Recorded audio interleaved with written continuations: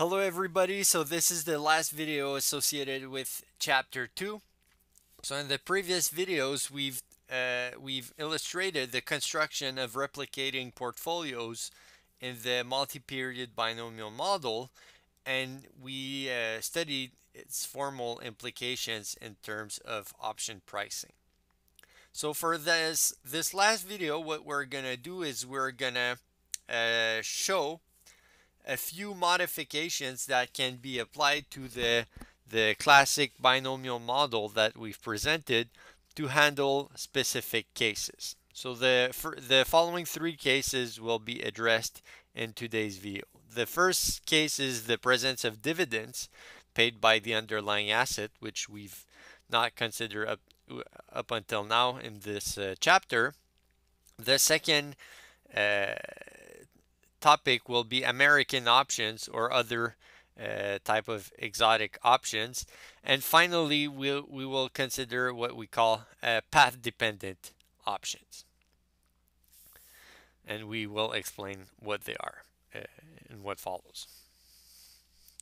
Okay, so first we will study the presence of dividends. We'll start with the one period model, and then results for the multi-period model will be presented, but for the multi-period case, we won't go through all the derivations again because they would be pretty similar to what we've did in the earlier part of the chapter. So once you understand how the single period model works for dividends, then you can infer modifications you can apply to the multi-period case to make things work.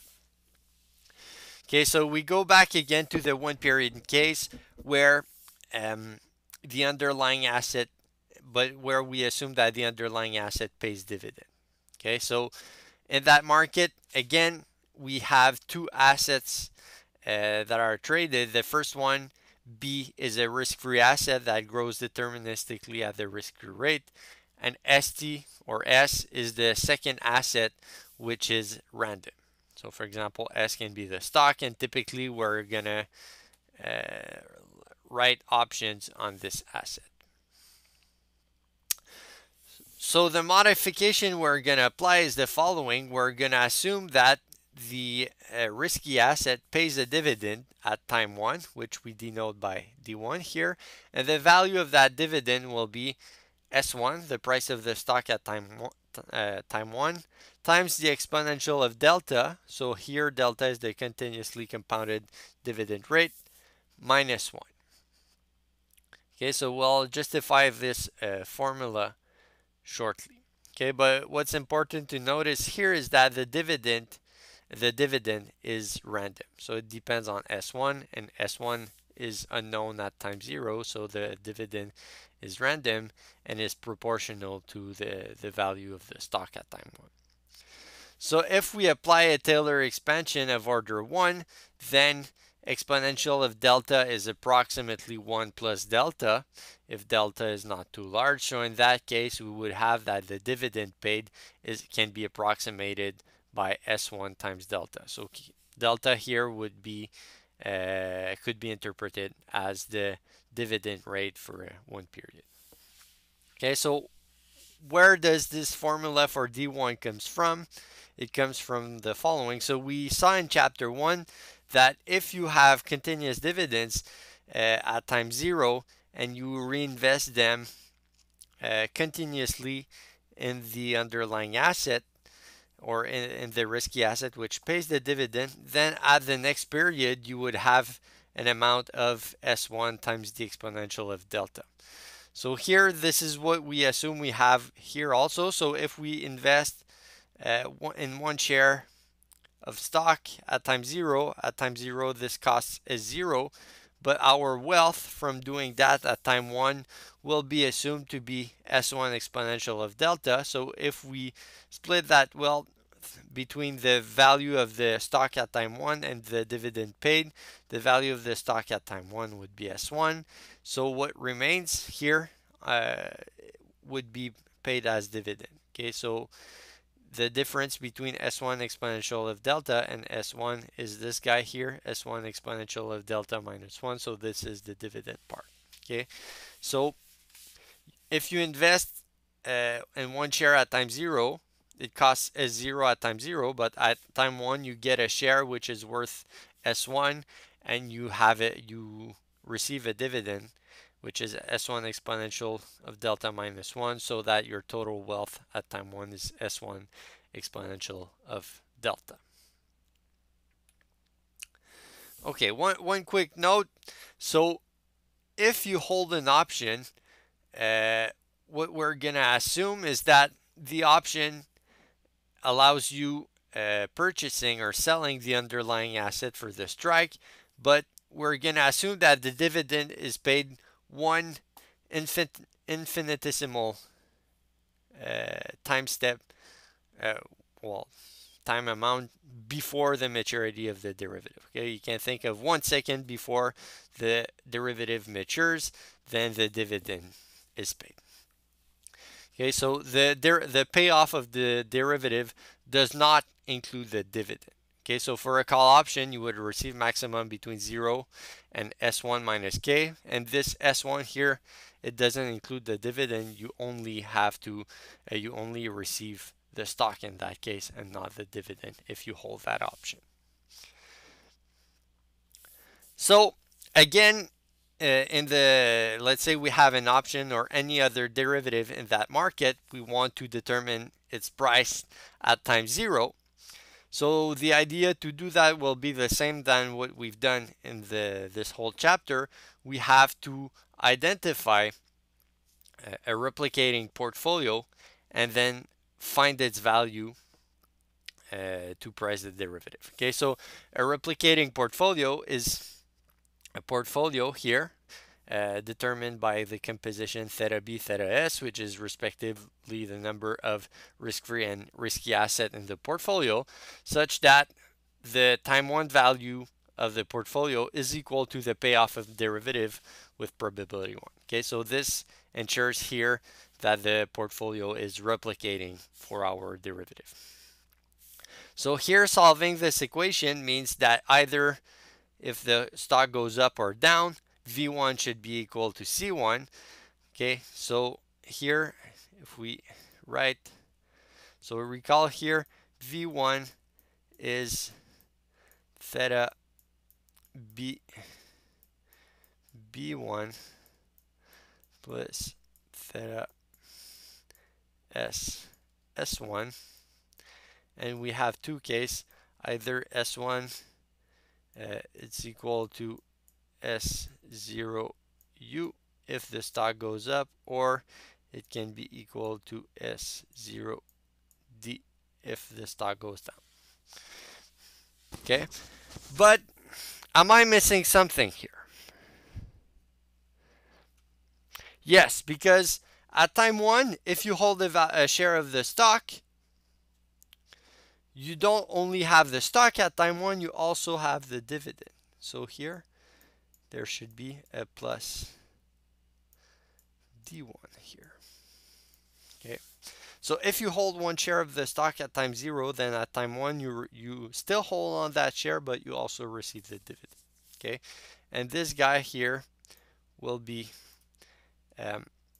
S1 exponential of delta. Okay, so here if you substitute V1 for this quantity here, and you solve for V1 is equal to C1, then you have the following system of equation. Okay, so C1, if the stock goes up, C1 is denoted by CU. So CU must be equal to, this is B1 times theta B, plus this is S1 if the stock goes up, S1 exponential of delta if the stock goes up, times theta S. And then the second equation here is the same equation when the stock price goes down. So here U is replaced by D here, and the option payoff CU is replaced by CD.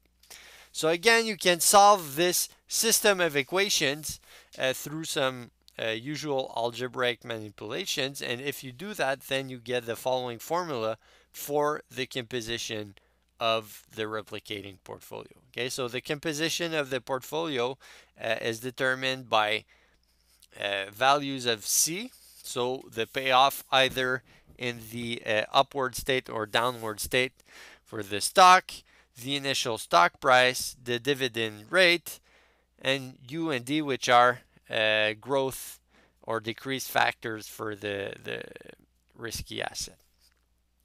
Again, what we can notice here is that if we set delta is equal to 0, meaning that there's no dividend, then these formulas become exactly what we obtained earlier in the chapter for the no dividends case. Okay, so this gives us the composition of the replicating portfolio. And once we have the composition of the portfolio, it becomes easy to know the value at time 0 of the portfolio and therefore the derivative price. Okay, so here at time 0, the derivative price is the value of the replicating portfolio, which is the number of stock shares times the price of a stock share plus the number of risk-free asset shares times B0, which is equal to 1.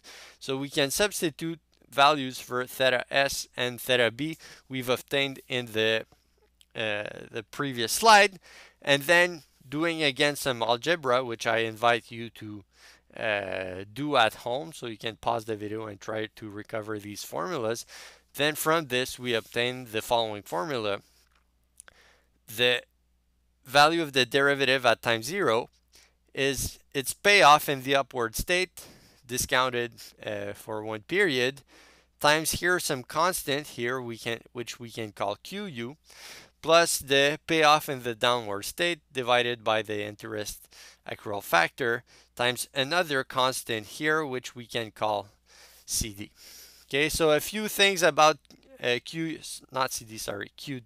Okay, a few facts about QU and QD. So first we can notice that again they both sum to 1,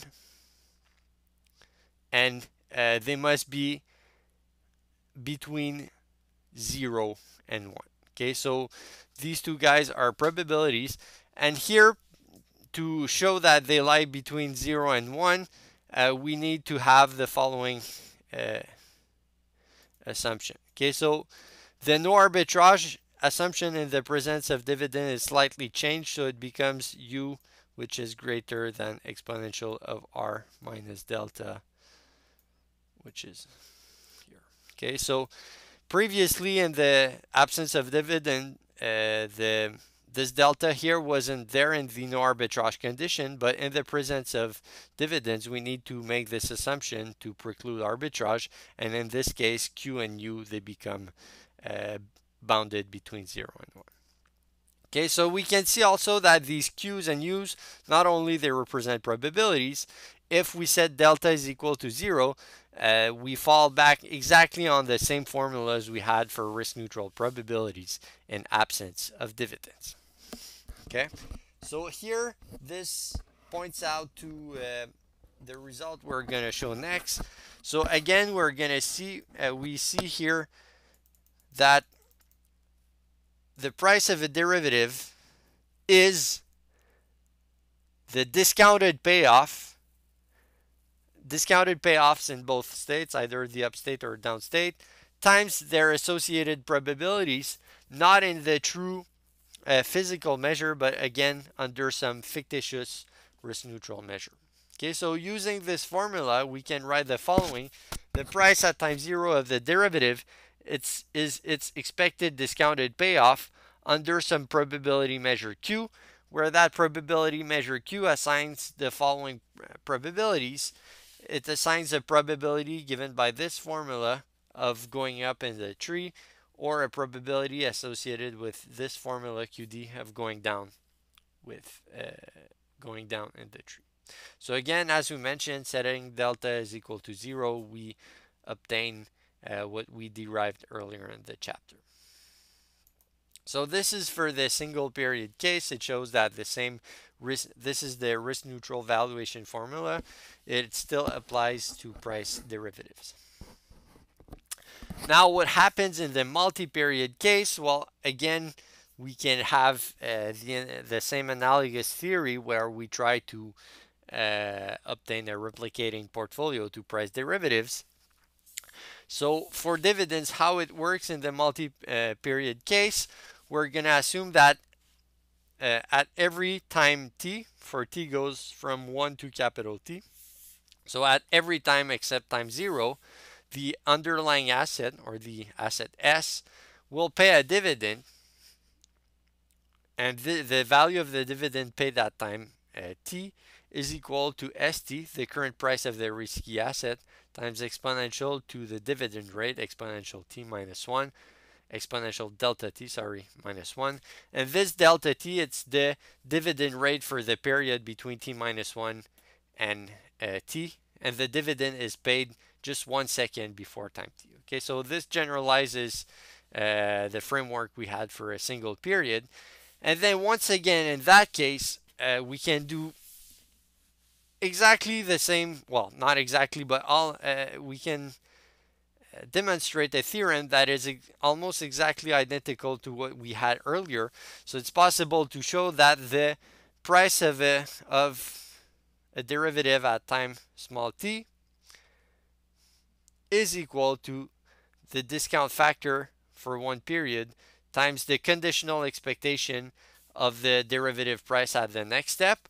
Or alternatively, we could go the long way here. We can express the current derivative price at time t as the discount factor between time small t and capital T of the conditional expected value of the payoff of the derivative under the risk neutral measure, where in this case the risk neutral measure Q is such that under Q all MTs, so MTs are indicators which are with 1 if there's an upward movement from the risky asset from T minus 1 to T.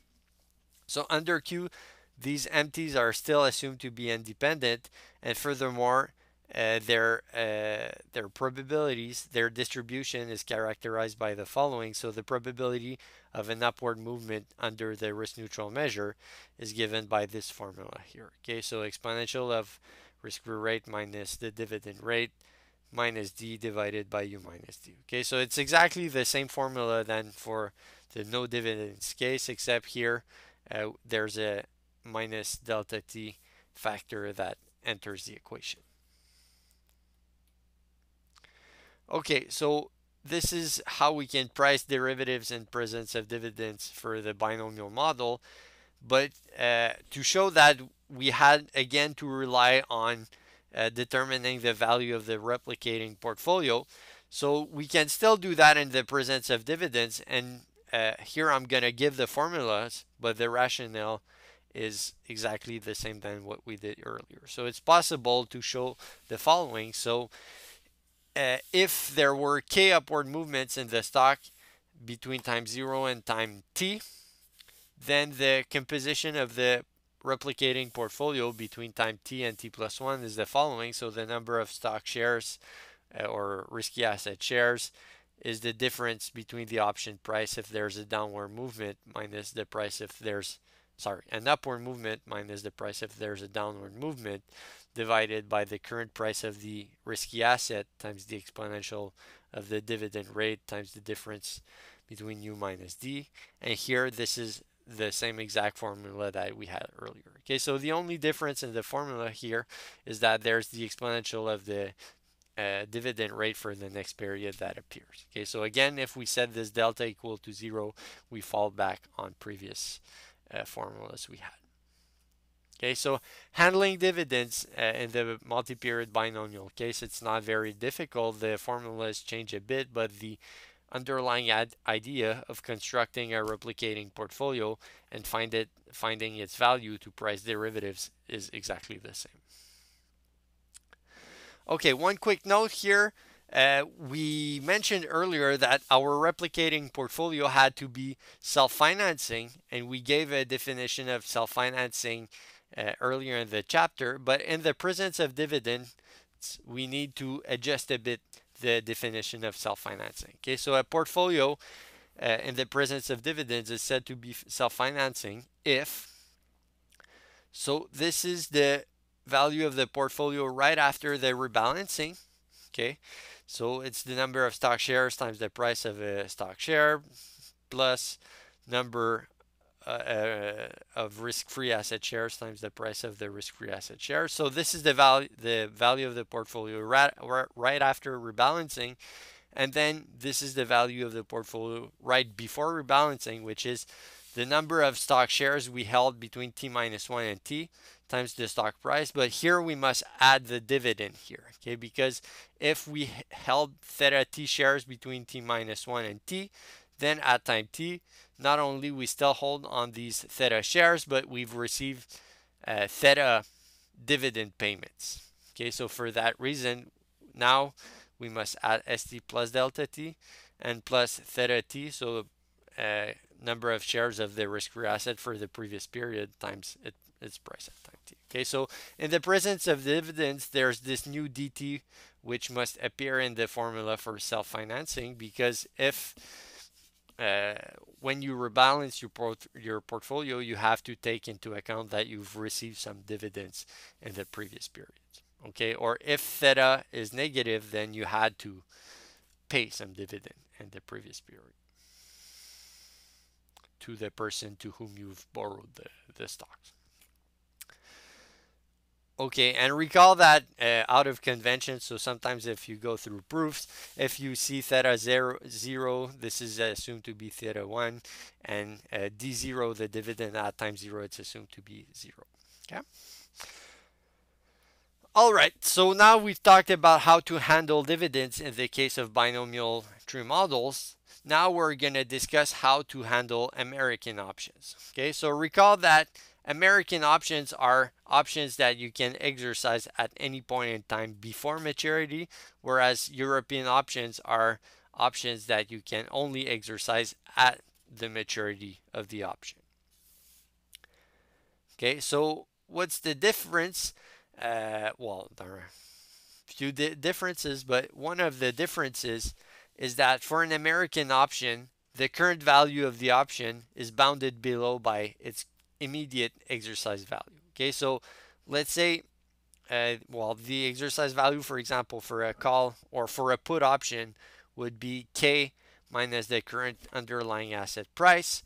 Then the value of the American option can never be less than the current exercise value, because otherwise, for example, if the exercise value was 10 and the price of the option was 8, well, you would simply do some arbitrage by purchasing an option at $8, exercising it right away, and earn $2.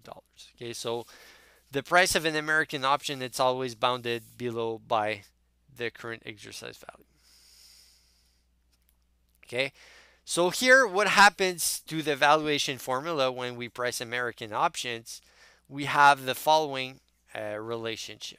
Okay, so the time t price of a derivative is now equal to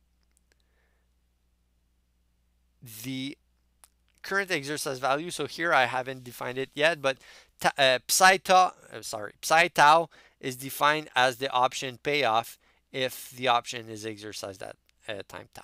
Okay, so CT is assumed to be the maximum between the current exercise value, because we said that, okay, well, we'll explain that after, but it's the maximum between the current exercise value, and here this is what we call the holding value, which is again the expected discounted price of the derivative at the next step. Okay, so the idea, if you're at time t and you hold an American option, there are two possibilities. Either you exercise it right away, and then the value of the option would be its exercise value, or if you decide to hold it for another period, then it behaves somewhat, for the next period, it behaves like a European option, and therefore its price is given by the discounted expected payoff for the next step, which is the holding value. Okay, so if the exercise value is higher than the holding value, then you would exercise the option. Conversely, if the holding value is worth more than the exercise value, it's a better idea to keep on holding the option because it has more value than exercising. So you hold the option, and the value of the option is equal to that second term here, which is the holding value. Okay, so heuristic justification, this is exactly as we said. So at time small t, which is before the maturity, you have two options. Either you exercise the option right now, it's valued at psi t, or you can hold on the option for another period. Then the value of the option would be, in that case, the discounted expected price for the next step, which is exactly the risk neutral valuation formula we had in the case of European option. Okay, so now we will study what we call path-dependent options, which is which often represents exotic options. Okay, so what do we mean by path-dependent options? Let's explain that. Okay, so if you have a call option, the payoff of the option only is determined by your uh, underlying asset price at maturity. So, for example, in a tree, if the stock price goes up and down, or down and up, you end up at the same place, and you get the same payoff for the option. Okay, so the payoff doesn't depend on the whole path, but it depends only on where the path ends. But this is not true for all options. Okay, so for example, if you take an Asian option, the payoff depends on the average value of the stock during the life of the option. So if you go up and down, you don't have the same result than if you go down and up. Okay, so the average will be higher if you go up and down than down and up. And for this reason, for these two paths, you would get a different payoff for the option. Okay, so in that case, the payoff doesn't depend only on the final value of the risky asset. It depends on the whole sequence of upward and downward movements of the risky asset. Okay, so this generates what we call recombining tree, a non-recombining tree, sorry. So we're gonna give a quick picture here to illustrate. So here, a recombining tree. So this is recombining, for example, for regular options, you would get a tree like this. Okay, here, here, here, and then this recombines at this node. Okay, so if you have up, down, or down and up, you end up at the same place for the price of the stock, and you get the same payoff. So for recombining trees, for non-recombining trees,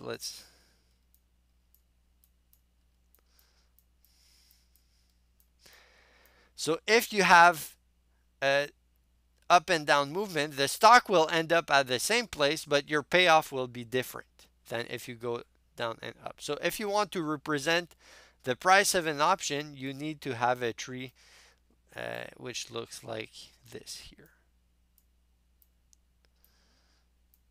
So the price of the option would be different if you go up and down or down and up. So for this reason, this type of tree is said to be non-recombining, because these two branches here, they won't recombine somewhere here. They will lead to different option payoffs. Okay, so the question is how to adapt our framework when we have these non-recombining trees, because option payoffs, they depend not only on the final value of the underlying asset, but on the whole path of movement of the underlying asset. So let's study that next.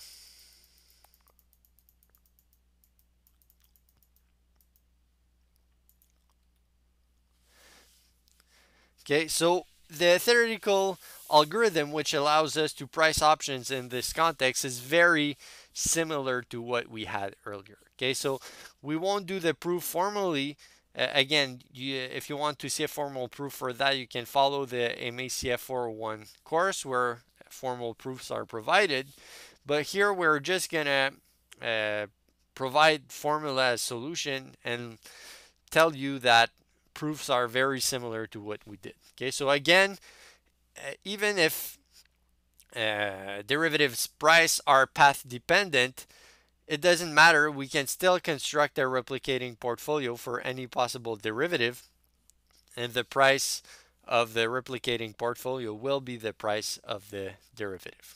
Okay, so the formula to construct the replicating portfolio, it's very similar to what we had earlier. Okay, but to make that more clear, we need to introduce some notation. Okay, so here H is a sequence of upward and downward movements. So for example, if we say H is equal to UUD, this implies that for 3 periods, the movements in the stocks were up, up, and down. So UUD means up, up, down. Okay, so 2 upward movements followed by a downward movement.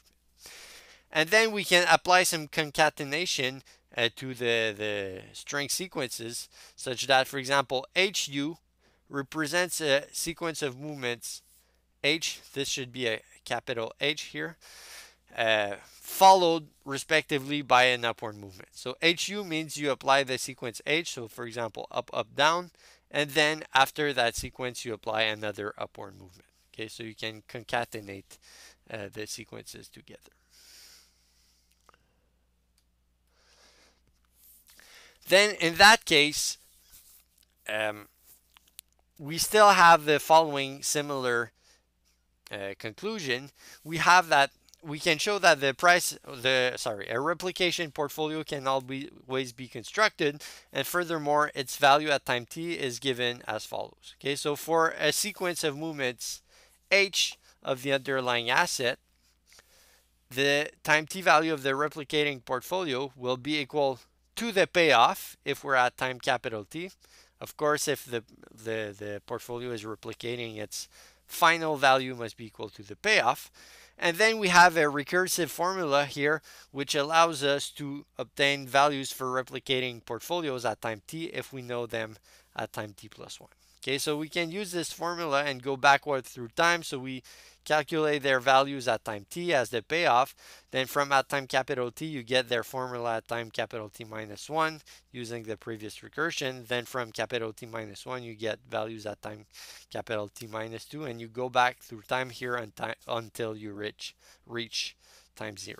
Okay, and this recursion here, the form is pretty similar to what we had earlier. So the time t value of the portfolio for a sequence of stock movements h up until time t, it's given as the discount factor times the risk neutral probability of the replicating portfolio value at the next step if there's an upward movement, plus QD, so the risk neutral probability of a downward movement, times the portfolio value at the next step provided there's a downward movement.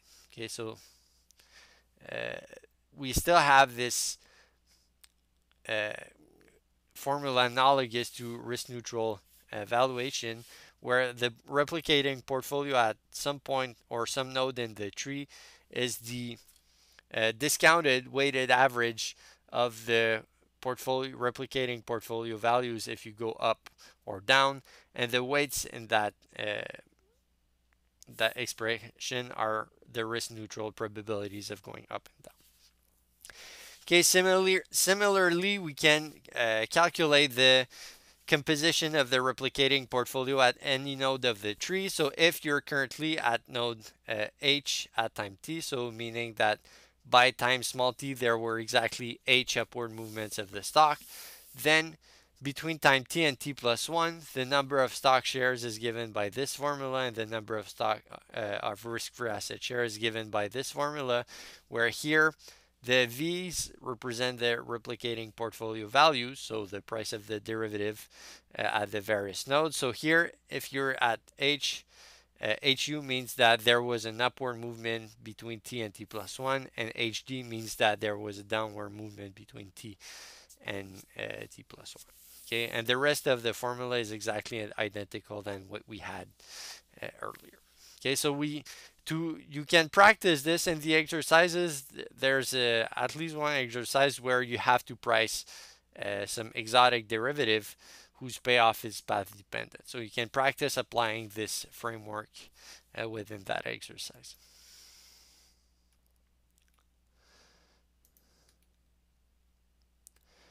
Okay, so before concluding this chapter, we'll recall a bit of discussion we had earlier about the pricing of various classes of risk. Okay, so as we saw in this chapter, financial derivatives, are priced using a risk neutral expectation, meaning an expectation but under a risk-neutral probability measure. Okay, and so the price is the discount factor times the expected risk-neutral payoff. So this is called the risk-neutral valuation formula. Okay, so why risk neutral? We say it's risk neutral because we calculate the expected payoff, so the average across all scenarios, without giving more weight to some scenario uh, than the other. Well, okay, that's not true. So the weights are the risk neutral probabilities. Okay, but let's start that again. So here in the risk neutral expectation, it's just a regular expectation, but under risk neutral probabilities. And because we use the risk free rate, then this is why we call it the risk neutral measure. Okay, so the risk neutral measure is the probability measure which allows us pricing derivatives using the risk free rate as the discount factor. Okay, so this is for financial derivatives, but if you take a life insurance class, for example, insurance risks are priced in a pretty similar way. So it's the expected discounted cash flows, but under the physical measure instead of the risk neutral measure. Okay, so do we use the risk neutral measure to price derivatives, and why do we use the physical measure to price life insurance contracts? Well, the answer relies on the fact that the nature of these two classes of risks are different. So, for example, for instance, insurance risks are often assumed to be diversifiable. Okay, so there's limited dependence between the various risks. In practice, sometimes there is dependence, but it's often uh, somewhat limited. So, for example, if you have the death of one person in the life insurance context, you might not be necessarily able to infer the survival or the death of another person. So, if a few people are very unlucky and die in a given day, given year, sorry, hopefully some other people will survive, and the risks for all your policyholders will be diversified through holding a large portfolio of insurance contracts. Okay, so because of that, when you have a large number of risks that are not very correlated together or which have a mild dependence, by the law of large numbers, the loss of the insurer will converge to its average value. So this and its average value under the physical measure, the true average value of the risk. Okay, so the loss of insurer, if you have a diversified enough portfolio, should be close to the true expected value of your loss. So this is why, in terms of pricing, we can price life insurance contracts through the expected physical measure loss. It's because we can diversify the risk in the life insurance contract setting. For financial markets, diversification does not work so well. The reason is that if the market plunges, then probably it's not only one stock which will go down, but it's all stocks which will go down simultaneously. Okay, so the systemic component of risk is very, very important in financial risks.